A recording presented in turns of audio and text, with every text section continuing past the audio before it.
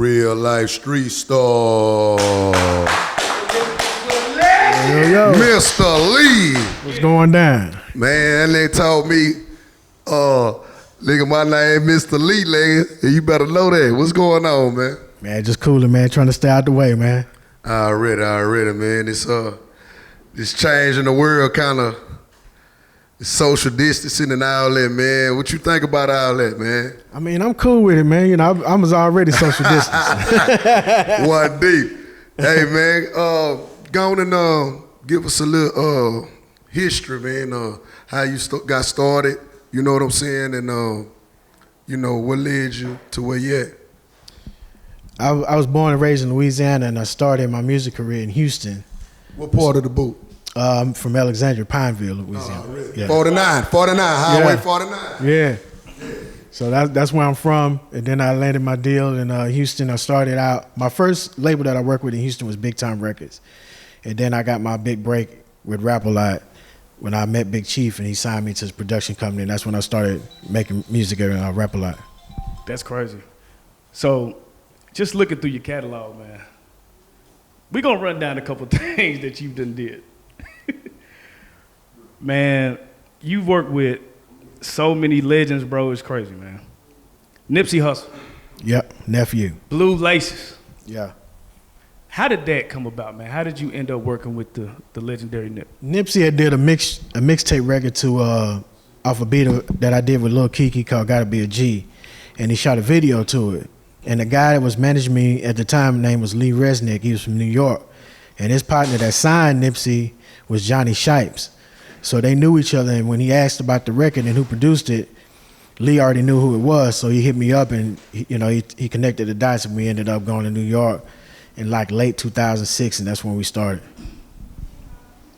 Now, I want to go back a little bit, man, because you don't work with a lot of legendary people, but you are on one of the most notorious labels, Rap A Lot. What was it like back then working with those caliber of artists, Scarface, Bushwick Bill, Willie D? Talk about that era and just like what, and the controversy that surrounded that whole thing. What was that like? I mean, it was a blessing for me, man. Big Chief, shout out to Big Chief. Big Chief was like a father figure to me.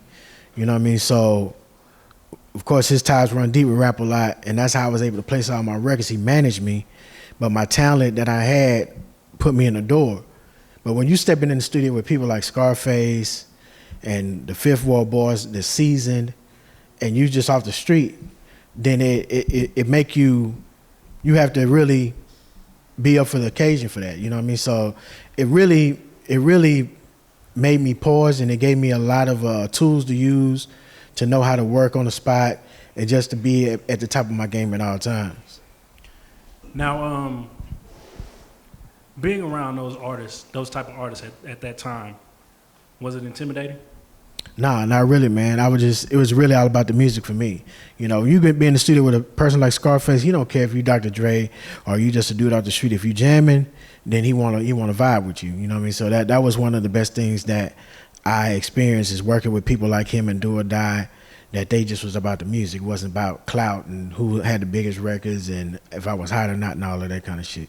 So let me ask you this. You walking into, those music sessions, when was it when you figured out you had something like, oh, I'm good at this? Man, really, when I got with Scarface, that's really, when he gave me the tap on the back, was like, hey, this dude's dope, that's when I really knew I had something then. I always wonder this, to people like me, you're a legend, you know what I'm saying? And you've done legendary records with Scarface, Slim Thug, a lot of Houston artists. You even did something with Tupac. Did you know what you were doing at the time was legendary? Like, or were you just making music and it just was coming out? I was just making music, man. I really wasn't into, oh, this is legendary, this is big, this is that. I was really just focused. The way that I was put into the business and the way that Big Chief kind of nurtured my career, he didn't allow me to take time to do that kind of stuff. I remember one time I walked in the studio and I had made a track and I walked out and he was in the lobby. I said, yo, man, I just made a beat. It's stupid crazy, man. I'll come in and check it out. And he was like, nah, man, make another one. And you know what I mean?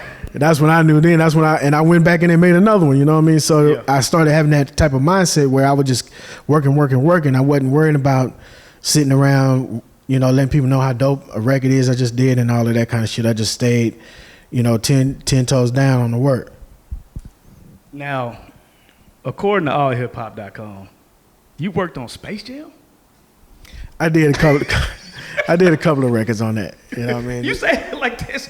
Bro, I grew up on Space Jam. Like, how did that come about? How did you get into the movie industry? It was some indirect stuff. Gotcha. With my publishing company, I had records that I had produced and they ended up using them. Gotcha. It wasn't that like they called me and said, hey, Mr. Lee, come get on the Space Jam type shit. It wasn't like that. Yeah. They also have you working with the Backstreet Boys. Yeah. How did the Backstreet, like, how did a hip hop producer end up going to the pop side? Like, how did you even make that plug? I mean, having relationships with people and sending reels out. At the time, we had reels, like we sent CDs out, and I would make different type of tracks. And I was starting to make a little noise. Then I was working in LA with Face a Lot, and we had, a chance to go into different record labels and stuff like that. And I kind of got, access to a few people that was working with them at the time, and I sent a couple of tracks over, and that's how I landed that. That's dope. Me personally, I consider Scarface probably my favorite rapper in Texas, probably in my top 3. Yeah. You know what I'm saying? You work with Tupac and Scarface. In your opinion, what was the difference with working with both? I mean, it really is really not a difference to me. You know what I mean? I feel like Scarface is the beginning of all of the shit that you see now. The Tupacs, the DMXs, even Jay-Z's has gotten some type of admiration from Scarface. To me, Scarface is like one of the greatest rappers of all time to me.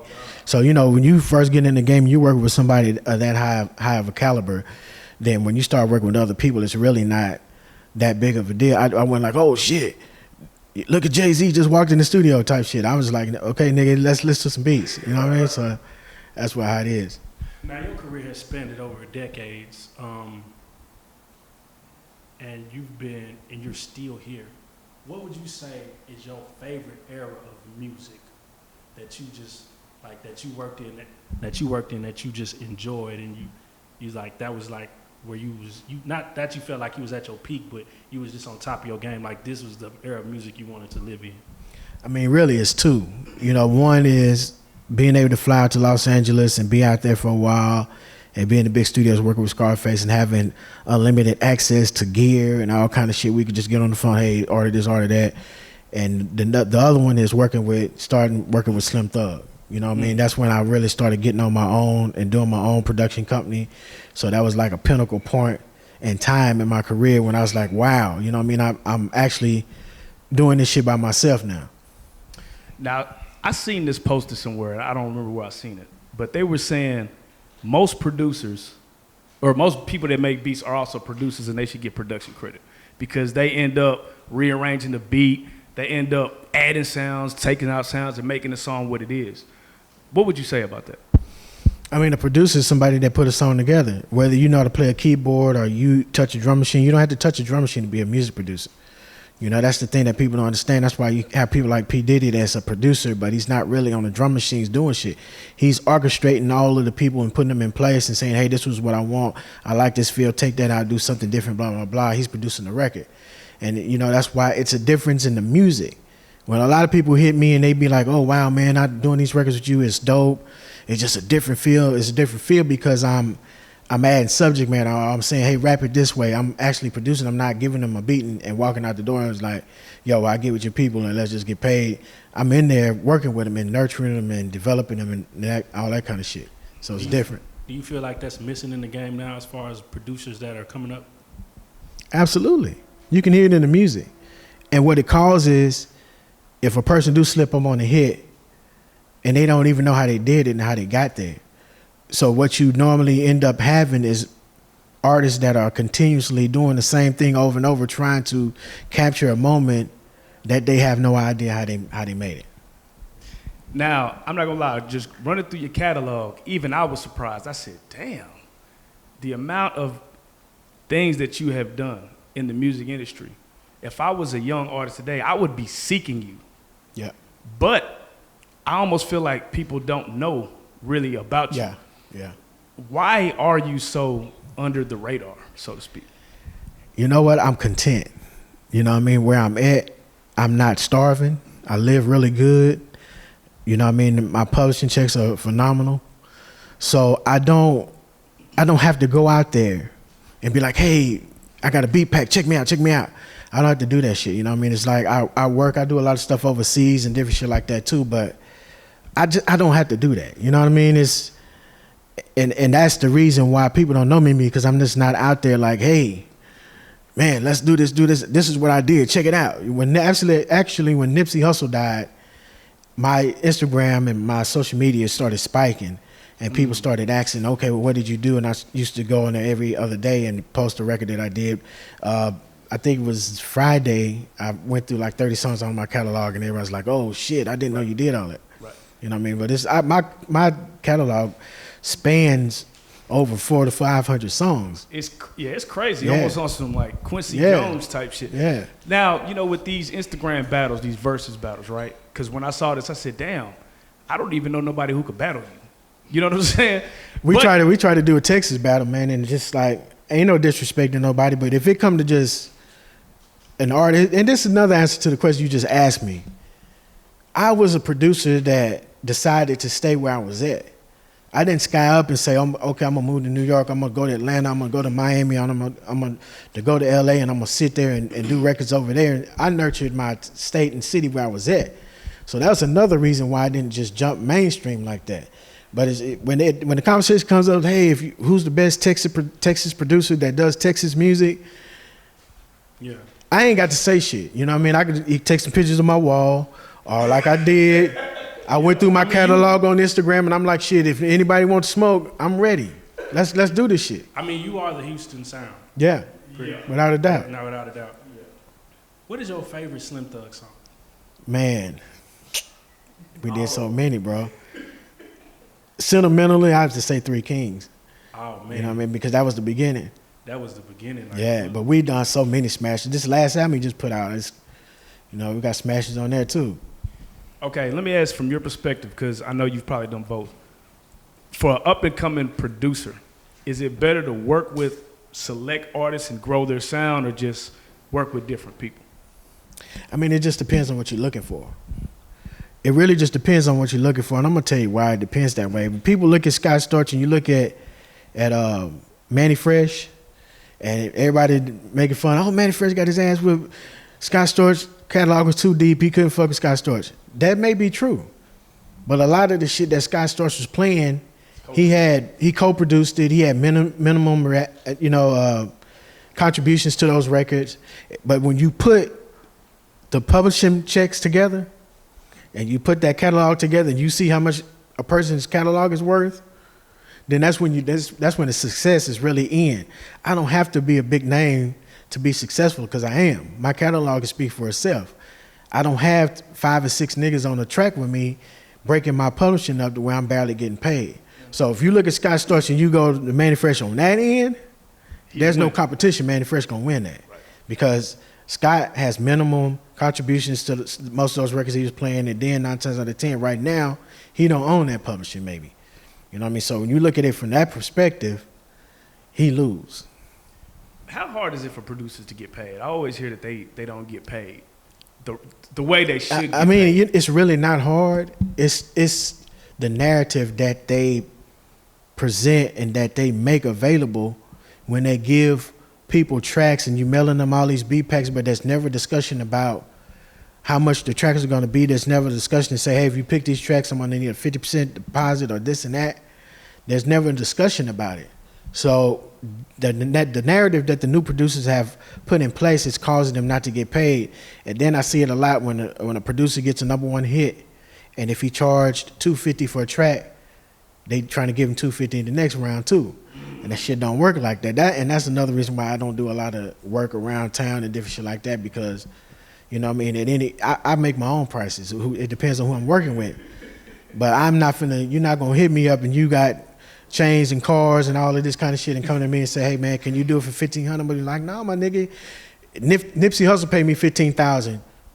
I need $15,000 from your ass too if you want this music. If not, I'm good. So tell us about the time you felt like you had to give a nigga a break.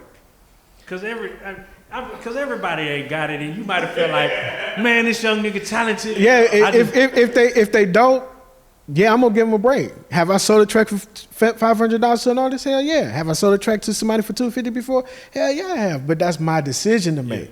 If they dope, then yeah, I'm gonna fuck with them. But I'm still gonna put a tag on it and say, hey, the principle is this right here, bro. You got to pay. I'm not finna give you shit. It ain't going down like that. Tell me about the time you gave somebody one of your hardest beats and they fucked it up bad to where you was like, come on, bro, come on, man. Working with indies. And you know what I mean, and no disrespect, but some of the D-boys that's out there, they had that bag and they put that bag in your face, you give them the track and you be like, and then when they rap on it, it's like, man, I really want to give you this bread back. Now, I really want to give it back. Now, I'm going to ask you, have you ever re-rocked your shit? Like, Here you go. Not indirectly, but I've had a situation where this is no, I'm not even inflating this shit. I had a situation where I saw this guy, man, this guy brought about 160, maybe 170 tracks for me, man. In 2007, and it was this shit was crazy. This nigga just kept buying tracks, and some of the shit he was doing, it just wasn't good. And it came to a point to where Slim had my tracks, had some of the same tracks. He mixtaped them. Normally I'd be like, hey man, you gotta take this shit down. Somebody already got it, but it was just so much better. I was just like, man, it is what it is. I ended up getting sued behind that shit too, but I was like, fuck it, man. It's nigga, you done used it. It sound way better. I'm good with you just rapping on this motherfucker. Yeah, it was friendly. The thing I'm gonna say this right here is you're never selling a track. I hope that these producers are hearing me when I tell you this. You never are selling a track, you're licensing the track to them. So the lawsuit that I'm talking about, the guy said that he owned my music. And he thought he had to work for hire. What he had to work for hire was the master, the beat and the track and his vocals together. The track by itself was mine. I owned it. Right. I would never give my music away to nobody. I'm gonna own my shit because if a hot song pop off, somebody wanna use the instrumental from a hot song I did, they don't have to go out to the artists or the record labels to get clearance for it. They can just holler at me. This is the type of shit that I learned at Rap-A-Lot. So I've never just say, hey, give me $5,000 and you can own this beat right out. I'm gonna sign all of the rights away. Nah, I don't do that kind of shit. And that was the inexperience that the guy had. And he man, the nigga went on a campaign, tried to put me out on World Star, all type of shit. Everybody goes through this shit. Yeah, he went through the whole thing, bro. Like, but it was just straight bullshit, you know what I mean? But at the end of the day, I owned my music. So it was no way that he could sue me for Slim Thug using my track anyway, you know what I mean? And I learned this shit when I was I had a lawsuit that I was involved in with Iggy Azalea. And this guy was trying to put her music out, the ex-boyfriend was trying to put her music out, and I was sitting in federal court. And they made a hell of a chess move. What they did is they went in and they copyrighted the masters and they owned it, flat out. So he was thinking, man, my beat is in there, so you can't do that. The laws and how the shit works is, man, if you make a record with somebody and you got vocals and a track together, that's a whole different situation. You can go in and copyright that shit, and the producers and nobody don't have anything, they can't do anything about that shit. That's why it's important to have paperwork. But everybody's so overzealous about the moment of working with people until they don't even know the business. That shit's deep. Yeah. Have you ever was there a time where you was like, yeah, fuck these rappers, I'm gonna just jump on my own shit? I'm doing it now. I'm doing that shit right now. So you recording? I'm dropping the album Friday. What? Yeah. August 24th, man. Y'all make sure you get it. It's called Power. Power. And it's featuring, it's really like an H-Town type vibe album. And I got another album I just completed called Glory, and it's an inspirational record. Okay. And then I'm doing another record called Forever, which is a 3. If you think of it, it's the end of the prayer. Power, Glory, Forever. Right. Forever is going to be a record that I'm just going to take no-name niggas and I'm going to put them on. Okay. And we're going to do the hottest records possible. And I'm going to do a whole album with just people that's not known and try to put them on. So that's... You know you got to get some jewelry now. Yeah, say that again? You know you got to get some a chain at least. Big ass chain. Yeah. Big ass chain. That's dope, man, because it's weird to me, like, in this new social media era where you could actually put somebody on, nobody does. Mm-hmm. You know what I'm saying? So I think that's dope. So you have XMG? XMG. Tell us about XMG. XMG is something that I had been started at probably about 5 or 6 years ago with my partner Sean Morrow out in Fort Worth, and King Sean. I just get in the whole government name and shit. But we started the label, and we had the first artist that we dealt with was Zero, and that was in 2015. So now what I'm doing is I have an artist that I'm working with named Fit Like Candy, and you know she's special. She got some dope records, and we've been working. She's on my album too.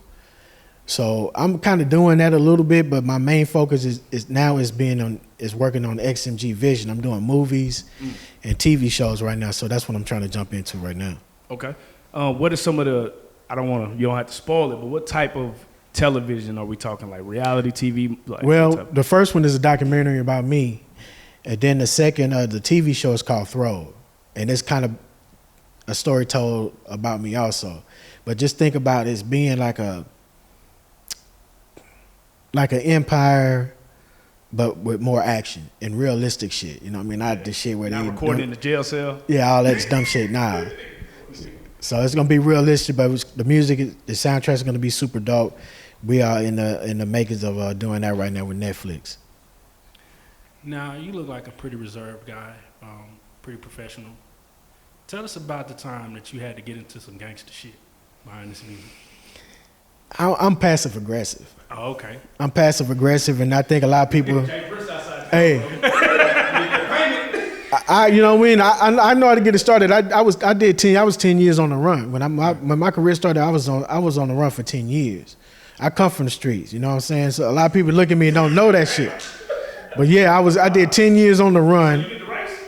Yeah, that's the marathon. Fuck the race. So. I came from Rap-A-Lot. So, Rap-A-Lot my family. So, that's mob ties. So, ain't no punks coming out of Rap-A-Lot. Ain't no weak niggas coming out of Rap-A-Lot. You got to hold your own around Rap-A-Lot. And I did, you know what I'm saying? And I ain't scared of nobody, shit like that. I stand up when it's time. But I'm more passive aggressive about things. And I think some people mistake that for fuck shit. If a motherfucker owe me some money, I'm not gonna get on social media and fuss and fight about you. If you got a verse or some shit that you done left me and nigga, I'm finna sell that motherfucker and get my bread. It's as simple as that. If I chose, if you know what I mean, even like with me and Slim got an understanding. My nigga, I'm charging you this. This is way under my fees. And anything extra you got, that's for me. I'm gonna put them records out, or I'm gonna use them later on down the line, or whatever it is. That's my brother, but we got that understanding. You know what I'm saying? I don't do all that lip wrestling, talking and shit, and about niggas and all of that kind of shit. I hear the little, oh man, Lee, yeah, I'm gonna do all that. I'm not gonna fuss with you. I'm just gonna get my money. I'm about my bread at the end of the day because I got families that I'm taking care of. This is my career, and I can't have people feeling like, man, yeah, I got this traffic thing, I ain't paying for it. Or I wasted this time, had him do this and that, I ain't paying for it. You gonna pay me for it sooner or later. I'm just gonna sit still and wait till it's time, and we gonna handle it. That's crazy. So you got the album dropping Friday. Do you you got some movies and things coming up? What else are you working on? Just working on it. Really just focus on the TV show, man. I'm really trying to build my content up. I understand now that it's not about as much as being popular and being that go-to guy. It's about knowing how to make the money in the industry. I'm happy with doing 5,000 to 6,000 copies on the album. Because that whole $60,000, $70,000 that's gonna come out for those sales is going straight in my pocket. I ain't got to call a record label and ask them where my check at. I don't have to get a lawyer to go over there. I don't have to wrestle with people about splits. I have to do none of that shit. Is being signed overrated? Super. Explain why. It's overrated because when I started in the music business, you didn't have a way to put your music out to the masses. You have the internet, you have digital platforms, you got so much stuff that you can do yourself. I think the problem is that people don't like investing into themselves. And if they are investing into themselves, it's diamonds and gold and cars and all that kind of shit. It's never about, you know what, I could put this money in my shit myself. Instead of them giving me a couple of $100,000 or $50,000 or whatever they're gonna give me, or give me the quote unquote inflatable comment that people make. I got $2 million deal from a record label. Okay, you got $2 million, but you probably got 10% of that $2 million. You got 200,000. Then you spend 100 racks of that putting money down on your car, getting you some jewelry and all of that kind of shit, because everybody feel like we got to have jewelry to be popping. Right. That's not true though. You could build an organic fan base and have your own money. You know what I mean? My man over in Kansas, he gonna kill me for forgetting his name. Shit. I forgot what the dude's name is, man. But he never signed to nobody. And he's one of the biggest, man, he rap real fast. He rap backwards and shit too. Tech Nine, that's my partner. I've been knowing Tech Nine since he was with Yuck Mouth. Man, Tech Nine got a factory. So Tech Nine ain't signed to no major. But he moving like one because he put his money into his shit. And that's a prime example of what it is. You don't hear Tech Nine all over the radio. You don't need all of that shit. But everybody run to that glitter instead of looking at the money. Right. You know what I mean? Because here's the thing about it. You could be popping right now. I've been in this business 28 years. My money ain't stopped yet. But it's a lot of niggas that reach their peak in 3 to 4 years. Them shows stop. Ain't nobody buying your verses no more. But then you got hundreds and thousands of dollars in debt. You got big ass house you got to pay for. You got all this other shit that you got to pay for. Now it's downsize time because the money wasn't invested right, and then you didn't put yourself in position to own anything. It's like working a job for 30 years and you retire and you don't have no IRA, you don't have no pension, no nothing. You just worked all those years and now you don't have nothing. That's how it be for most people because they don't own their name, they don't own their publishing, none of that shit. You know what I mean? So when the time's up, they just a regular motherfucker again. All of that shit you to put in behind that name and all those records and shit, you don't have no say-so, none of that. Do you feel like it's people's, like, when you say you have a producer or you have like a record label, do you feel like it's their job to educate an individual on that? Because you just gave a lot of good information, but it would seem like it wouldn't behoove you to tell the motherfucker that you feel like could make you a bunch of money. But do you feel like there should be an education on that type of shit? It should be. I think everybody need to know what type of power they have and what it takes. It doesn't take, you can sell, an artist can sell 10,000 records and make the same money that a person sold 1 million on a major label when it comes to getting their checks. After they divvy everything out of it and the publishing deals got their part, the administration's there. And say like if a person got a 50-50 days, hey man, I got a 50-50 publishing deal. You really? Okay, what about that 20% administration fee that they adding on that 50 that they already got? That's gonna leave you at 30%. And then remember, y'all they don't even know that shit. And, yeah, they don't even realize that. And then when y'all went out to eat, they said it was nah, nigga, you paid. Yeah, facts. You gonna be paying. So now that we're in TV, television production, is that a different monster for you? Because I would think, as it come in as far as directing and knowing how things are supposed to look, sound-wise, I know you've mastered that, but visually, is that a different type of beast? It is, but I got the right people around me. I got talented screenplay writers and script writers and talented directors and film guys that are working around with me. Like the documentary, when you see it, is phenomenal. It's just, it's about, I've learned now, I used to be a one-man gang, so I used to think that I had to do everything myself and be in front of everything. Now I'm understanding at an older age that you're good as the team that you put around you. So I have a crazy team, and this transition is actually easier for me than I thought it would be. I'm curious, like, for you as, being a producer, new age artists, who are some of the people that you would want to work with? That's tough. I don't Niggas know. got to step it up. I don't know. I work with Face. You know what? I do like Trap Boy Freddy. I think that Trap Boy Freddy got a flow like Houston. I do like him. It's another dude. I'm going a blank in here, man. It's somebody else here too that I want to work with that I'm actually already tied into. But definitely Trap Boy Freddy. I definitely probably end up doing some stuff with Yella. I've been on Yella for a minute. I just hadn't gotten to mix with him to do different stuff. Man, who else, man? There's another dude named Kane from Missouri that I'm working with. That's dope. And there was another dude from Philly named V-Dog that I was working with, but he's in jail now. But I'm basically open to do music with anybody that's dope, really. If you talented and you creative, I want to be in the room with you. How do you feel about when niggas, like, you be working with a nigga that he's talented and then all of a sudden he's in jail? Like, Dummy. dumb shit. I mean, you got to know when to cut that shit off. You know what I mean? A lot of these niggas is not, you know what I mean? That shit ain't even really who they are. Right. You know, it's okay to be reserved and not being a loudmouth and doing dumbass shit. When I see these young niggas fighting in the streets over dumb shit, it's embarrassing. Right. You know what I'm saying? Because we all out here getting money. Y'all niggas got $200,000-$300,000 worth of jewelry on, and y'all fighting for what? Man, I just seen some shit on today on the what's the name, and I was just like, nigga, before I would have argued about that, I'd have went and jumped in the pool of money. Be worrying about doing something else, getting some more money, or you know what I mean, just being creative and opening doors that you haven't opened before. Our focus be off, man. I mean, it's that image and that image of trying to have a certain type of persona. It cuts lives short. Niggas is losing their life out here on some dumb shit that they really shouldn't have done it. You know, even like with my nephew Nip. If Nip would have followed some of the protocols that he was supposed to follow and had people around him, instead of saying, man, I could just go in my hood to my store myself, he might still be here. Right. You know what I mean? We got to understand who we are and where we are and what we are in certain moments in life, and understand that we have to operate and move at different paces and different levels. Now, we know that dealing with rappers, there's going to be a certain amount of groupie shit that go down. And that's not limited to the rapper. I know there's been some producer spillage, I know. What's the craziest shit you've seen in the studio with some females? Man, I've you know what? I was at a studio one time in Houston, and I'm really good friends with Ludacris.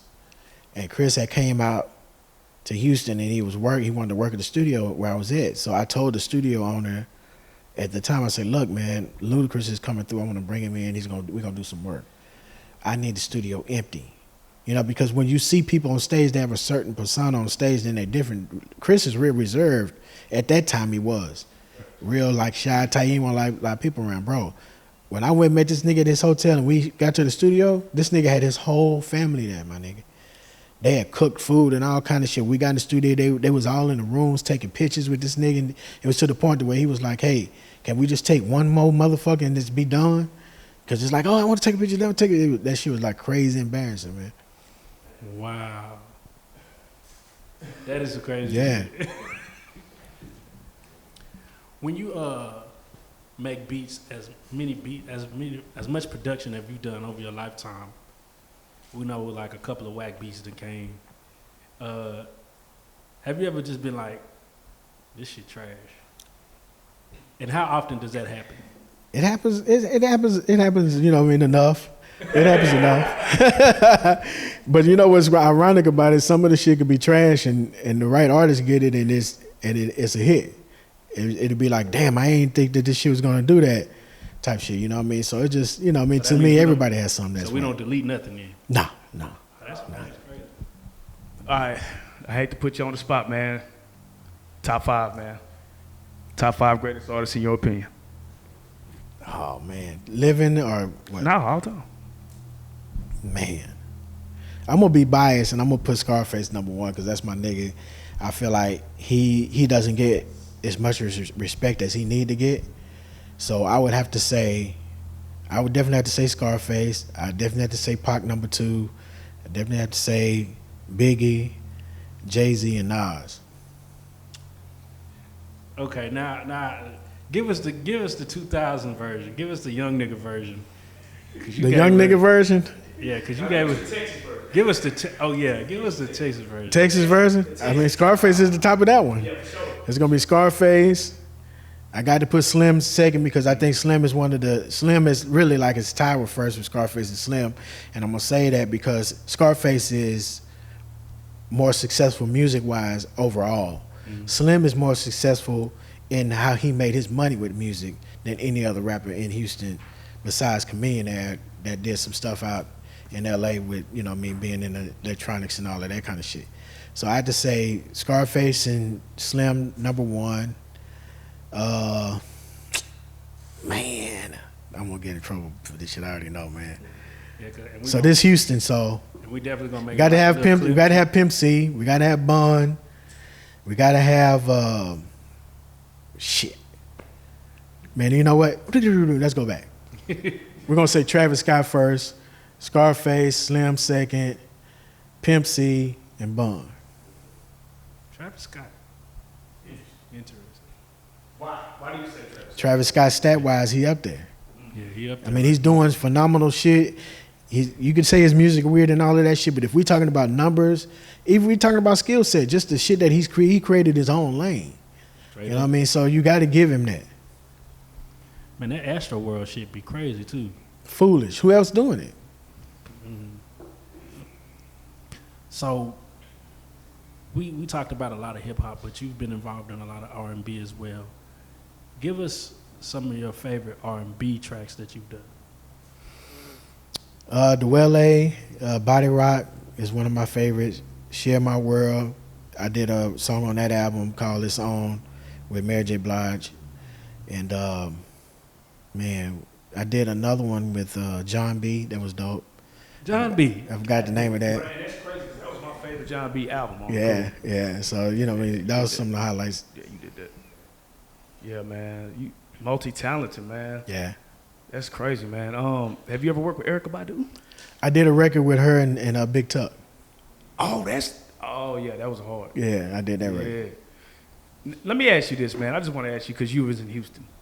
At the time when Houston was bubbling, was Dallas making any noise? I'm just curious.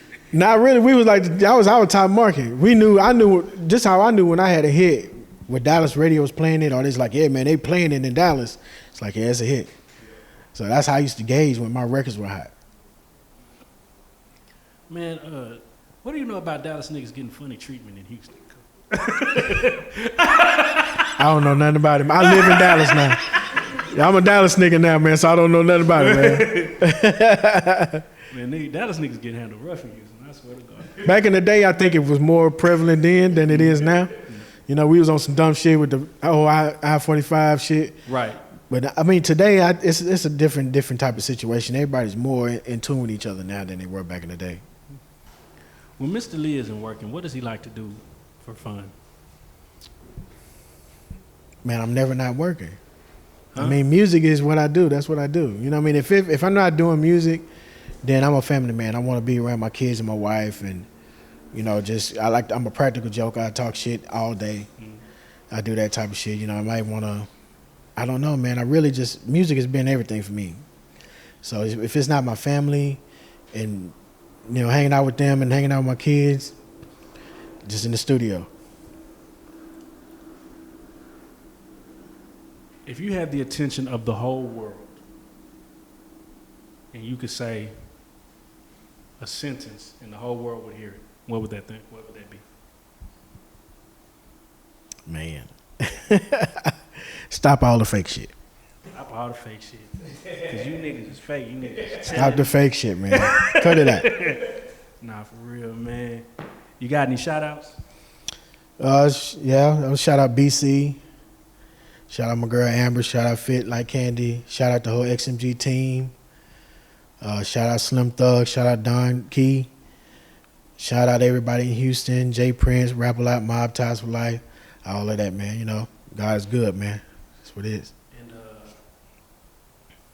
if anybody want to get in contact with you, I know this sounds facetious, but like if they want to get in contact with you for any type of to do work, how do they do that? If there's a way, is there a way? Yeah, I mean, ironically enough, man, honestly, I answer all of my DMs. Oh, wow. If a person DM me, they're going to get an answer from me. So you can always go to Mr. Lee 713 on Instagram, or Mr. Lee 713 on Twitter, or Producer Mr. Lee on Facebook, or you can call the number on my Instagram, 682-325-8358. You can reach me there. And you know what I mean? I work with everybody. If you dope, I'm going to work with you. Hey, man. Mr. Lee, you are truly a legend, man. We barely just really scratched the surface. Go get the documentary when that come out, y'all. Man, you got some of the, and I'm gonna ask you how we can get some of this mob tie shit, because we need mob ties. So, but nah, man, Mr. Lee, we thank you for coming. We thank you for sparing some time. You are a real life street star. Dope.